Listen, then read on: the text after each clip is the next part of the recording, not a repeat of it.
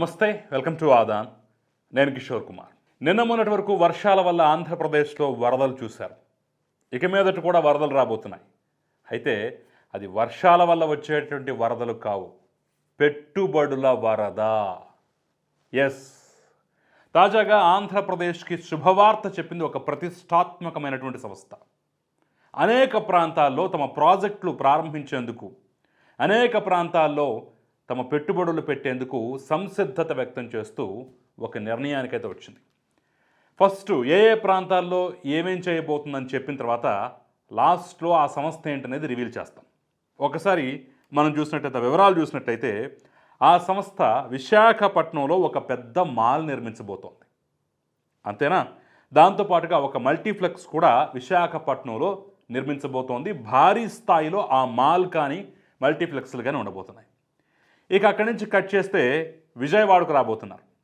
విజయవాడలో, అదేవిధంగా తిరుపతిలో హైపర్ మార్కెట్, అదేవిధంగా మల్టీప్లెక్స్ నిర్మించేటటువంటి ఆలోచనలు అయితే ఉన్నారు. విశాఖపట్నం, విజయవాడ, తిరుపతి, ఈ మూడు ప్రాంతాల్లో పెద్ద ఎత్తున మాల్స్, హైపర్ మార్కెట్స్ నిర్మించబోతోంది ఆ ప్రతిష్టాత్మక సంస్థ. మాల్ అనగానే చాలామందికి గుర్తొచ్చేటటువంటి పేరు ఏంటంటే లులు. లులు మాల్ ఎంత ప్రసిద్ధో మనం చూసాం. హైదరాబాద్లో చూసాం, మిగతా రాష్ట్రాల్లో కూడా చూసాం. ఇప్పుడు అదే లులు సంస్థ మరొక్కసారి ఆంధ్రప్రదేశ్లో పెట్టుబడి పెట్టేందుకు రంగం సిద్ధం చేసుకొని ఏకంగా ఆంధ్రప్రదేశ్ ముఖ్యమంత్రి చంద్రబాబు నాయుడును కూడా కలిసి తమ సంసిద్ధత వ్యక్తం చేసింది. ఏకంగా ఆ సంస్థ చైర్మన్ యూసఫ్ అలీనే స్వయంగా ముఖ్యమంత్రి వద్దకు ఉండవల్లి నివాసంలో వచ్చి కలిసి తన సంసిద్ధతను వ్యక్తం చేశారు. లులు మాల్ ఆంధ్రప్రదేశ్కు రాబోతోంది, పెట్టుబడులు పెట్టబోతోంది అనగానే చాలామంది ఆశ్చర్యపోతూ ఉంటారు, ఆశ్చర్యంతో నోరు తెరుస్తారు. ఎందుకంటే గత అనుభవాలు అలాంటివి. మరి దేశంలో ఎక్కడా లేని విధంగా లులు అడుగు పెట్టిన చోటల్లా సరే రెడ్ కార్పెట్ పరిచేసి, రండి మీ రాకే మాకు మహద్భాగ్యం, సంతోషం అని చెప్పేసి రెడ్ కార్పెట్ తోటికి వెల్కమ్ పలికి పెట్టుబడులు పెట్టించుకున్న వాళ్ళు, అభివృద్ధి చేసుకున్నారు ఉన్నారే కానివ్వండి. First time in the history అన్నట్లుగా లులు సంస్థ ఒక చోట పెట్టుబడి పెడతామంటే మాకొద్దు అని చెప్పేసి, ఆ పెట్టుబడులు వద్దు, మీరు వద్దని చెప్పేసి తరిమేసినటువంటి చరిత్ర ఆంధ్రప్రదేశ్కు మాత్రమే ఉంది. 2014 నుంచి 19 వరకు ఉన్నటువంటి చంద్రబాబు నాయుడు సర్కార్లో, తెలుగుదేశం పార్టీ సర్కార్లో లులు మాల్తో ఒప్పందం చేసుకుని విశాఖపట్నంలో ఒక పెద్ద మల్టీప్లెక్స్, కన్వెన్షన్ సెంటర్, అదేవిధంగా ఇతర ప్రాజెక్టుల్లో పెట్టుబడులు పెట్టేందుకు రంగం సిద్ధం చేసుకుని ఒప్పందం కూడా చేసుకునే నేపథ్యంలో ప్రభుత్వం మారింది, చంద్రబాబు చేసింది నేనెందుకు చేయాలి, నాది రివర్స్ టెండరింగ్ విధానం అని చెప్పేసి లులు మాల్కి ఇచ్చినటువంటి స్థలాన్ని కూడా పూర్తిగా రద్దు చేసి, మేం మరొక్కసారి ఈ ప్రభుత్వం ఉండగా, ఈ పాలకులు ఉండగా ఆంధ్రప్రదేశ్లో అడుగు కూడా పెట్టం, ఏ ప్రాజెక్టులో పెట్టుబడి కూడా పెట్టమని చెప్పేసి సింగిల్ పాయింట్తో స్టేట్మెంట్ ఇచ్చేసి వెళ్ళిపోయింది లులు సంస్థ. ఆ పెట్టుబడులు తీసుకొచ్చి ఇక్కడ తెలంగాణలో పెట్టేసి హైదరాబాద్లో మాల్ కట్టేసింది. సో లులు దెబ్బ మామూలుగా పడలేదు ఆంధ్రప్రదేశ్ మీద. గత 5 సంవత్సరాలుగా పెట్టుబడుల అంశంలో చాలా స్పష్టంగా ఆ ముద్ర కనిపించింది. లులు మాల్, లులు సంస్థే ఆంధ్రప్రదేశ్లో పెట్టుబడులు పెట్టలేం బాబోయ్ అంటూ పారిపోయారు కదా, ఇక మనకేం సేఫ్టీ ఉంటుందని చెప్పేసి చాలా కంపెనీలు ఆంధ్రప్రదేశ్ వైపు చూడటమే మానేశాయి. అసలు ఏం జరిగిందో ఒక్కసారి మనం చూసినట్లయితే, కొంచెం డీటెయిల్డ్గా వెళ్ళినట్టయితే ఇంకా స్పష్టంగా విషయం అర్థమవుతుంది. చంద్రబాబు నాయుడు హయాంలో లులు మాల్ నిర్మించేందుకు కన్వెన్షన్ సెంటర్, దాదాపుగా చాలా పెద్ద కన్వెన్షన్ సెంటర్ అన్నమాట, అది నిర్మించేందుకు పెద్ద ఎత్తున మల్టీప్లెక్స్, మాల్, కన్వెన్షన్ సెంటర్, వీటి కోసం అని చెప్పేసి పెద్ద ఎత్తున స్థలాలు కేటాయించారు. ఈ పోర్ట్ బంగ్లా, విశాఖపట్నంలో పోర్ట్ బంగ్లాకి ఎదురుగానే 9.12 ఎకరాల స్థలాన్ని కూడా అప్పుడు కేటాయించడం జరిగింది. ఆ స్థలం చూసిన తర్వాత అంతా బాగుంది కానివ్వండి, మాకు ఈ స్థలం సరిపోదేమో అని చెప్పేసి వాళ్ళు కొంత డౌట్ పడ్డారు. సరే సరిపోదంటున్నారు కాబట్టి ఇంకొంచెం మేము ఎక్స్ట్రా ఇస్తామని చెప్పేసి ఆ పక్కనే సిఎంఆర్ గ్రూప్కి చెందినటువంటి విశ్వప్రియ ఫంక్షన్ హాల్ అని ఒకటి ఉంది. దానికి సంబంధించి దాదాపు ఒక 3.5 ఎకరాలేమో పైచెలుకు ఉంటుంది అక్కడ స్థలం. ఆ స్థలాన్ని కూడా గవర్నమెంట్ తీసుకొని లులు మాల్కి అప్పచెప్పింది. దానికి ప్రతిఫలంగా ఇక్కడ ఎకరం ఇస్తే వేరే చోట ఎకరానికి ఎకరన్నర స్థలం మేము కాంపన్సేషన్గా మీకు ఇస్తామని చెప్పేసి వాళ్ళకి చెప్పి ఒప్పించి లులు మాల్ ఎంత అవసరమో వివరించి మొత్తానికైతే ఆ స్థలం తీసుకున్నారు. అనుకున్నట్లుగానే దాదాపుగా 4.5 ఎకరాలు మొత్తానికి కట్టబెట్టారు. అది కూడా 6 చోట్ల, అక్కడ కొంత ఇక్కడ కొంత ఇక్కడ కొంత అన్నట్టుగా దాదాపు 6 చోట్ల ఈ సీఎంఆర్ గ్రూప్కి స్థలాలు కూడా కేటాయించారు. అంతా బాగానే ఉంది, సీఎంఆర్ గ్రూప్ హ్యాపీ, అడిగిన స్థలం వచ్చినందుకు లులు మాల్ కూడా హ్యాపీ, లులు సంస్థ కూడా హ్యాపీ. వెంటనే పనులు కూడా ప్రారంభిద్దాం అనుకున్నారు. ఆ తర్వాత వరుసగా ఎన్నికలు, ప్రభుత్వం మారిపోవటం, నూతన ప్రభుత్వం ఏర్పడటం డైలమాలో పడిపోయింది. మరి వీళ్ళ విధానం ఏంటో తెలియదు కదా అని చెప్పేసి అనుకున్నారు. అనుకున్నట్టుగానే ఇంకేముంది, విలువైన స్థలాలు చంద్రబాబు నాయుడు దోచిపెట్టాడు, లోకేష్కి దీనికి సంబంధం ఉంది, క్విట్ ప్రోకో జరిగిపోయిందని చెప్పేసి రకరకాల మాటలు మాట్లాడేసి రివర్స్ టెండరింగ్ అని చెప్పేసి వాళ్ళకి ఇచ్చిన స్థలాలు పూర్తిగా రద్దు చేశారు. ఇక్కడ మతలబు ఏంటంటే లులు మాల్కు కేటాయించిన అటు 9.5 ఇటు 3.5 పూర్తిగా కేటాయించారు, పూర్తిగా రద్దు చేశారు కానివ్వండి. ఈ సీఎంఆర్ గ్రూప్కి కాంపన్సేషన్గా ఇచ్చినటువంటి మిగతా చోట్ల 6 చోట్ల ఇచ్చిన స్థలాలు ఉన్నాయి చూశారు, వాటిని మాత్రం తిరిగి స్వాధీనం చేసుకోలేదు.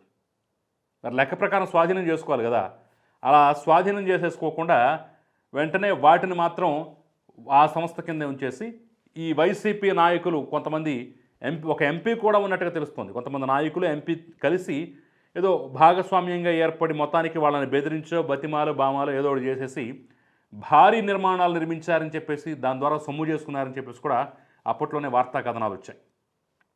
సో దాదాపుగా 2.5 కోట్ల పైచులకు పెట్టుబడులతోటి లులు అసలు విశాఖను ఒక షాపింగ్ హబ్గా మార్చేద్దాం అని చెప్పేసి 3 ప్రాజెక్టులు తీసుకుని వస్తే వీళ్ళు రివర్స్ టెండరింగ్ పేరుతోటి వాళ్ళని కూడా ముప్పు తిప్పలు పెట్టించి 3 చెరువులు నీళ్ళు దాగించి పారిపోయేలా చేశారు. 7,000 మందికి ప్రత్యక్ష ఉపాధి దొరికేది.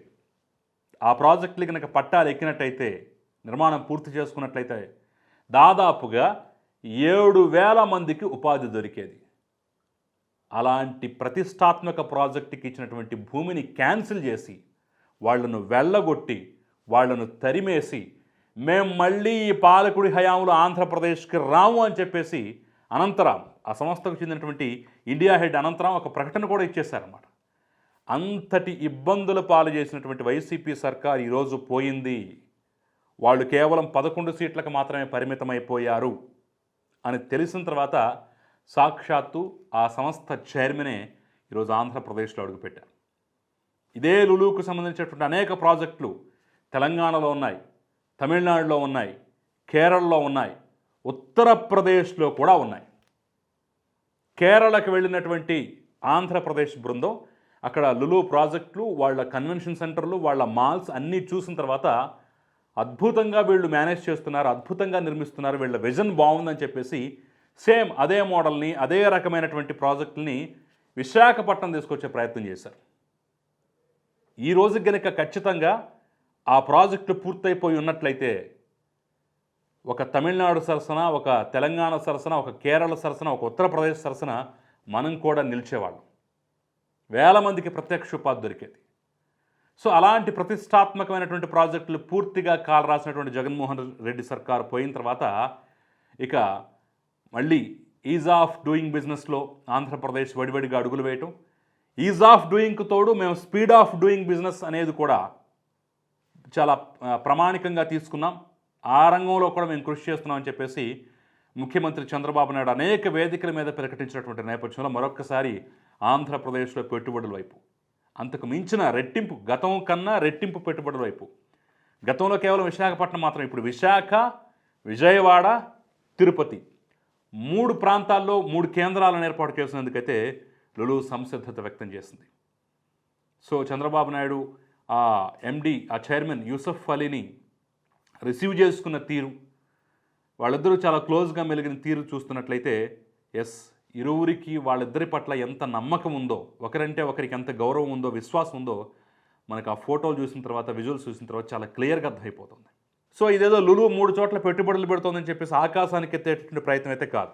లులు వంటి ప్రతిష్టాత్మక సంస్థ పెట్టుబడులు పెడుతోందంటే పారిశ్రామిక వర్గాల్లో ఒక మంచి వాతావరణం ఉంది అనేటటువంటి మెసేజ్ పెడుతుంది. ఆంధ్రప్రదేశ్లో మంచి వాతావరణం ఉంది అనే మెసేజ్ పెడుతుంది. ఒక ఫీల్ గుడ్ ఫ్యాక్టర్ క్రియేట్ అవుతుంది. దాని ద్వారా పెద్ద ఎత్తున ఇతర పెట్టుబడులు కూడా వస్తాయి. ఆ రోజు ఆంధ్రప్రదేశ్కి పెట్టుబడులు వచ్చాయంటే చాలామంది పారిశ్రామికవేత్తలు గతంలో చూశారు అంటే కారణం, ఒక కియా లాంటి ప్రతిష్టాత్మక సంస్థ ఇక్కడికి వచ్చి కార్ల ఫ్యాక్టరీని పెట్టింది అంటే, కార్లు తయారీ యూనిట్ని ఇక్కడ ప్రారంభించింది అంటే ఆ ఫీల్ గుడ్ ఫ్యాక్టర్ ఎంతో ఉంది. మిగిలిన ప్రతిష్టాత్మక సంస్థలు హీరో వంటివి, మిగిలిన ప్రతిష్టాత్మక సంస్థలు ఆసియా పల్ప్ వంటివి ఇక్కడ ఇటువైపు చూసాయి అంటే ఆ ఫీల్ గుడ్ ఫ్యాక్టర్ అనేది మిగిలిన వాళ్ళని నడిపించడానికి అవకాశం ఉంటుంది. సో ఇది చాలా ముఖ్యమైనటువంటి అంశం. సో లులు రావటం అనేది ఖచ్చితంగా శుభపరిణామమే.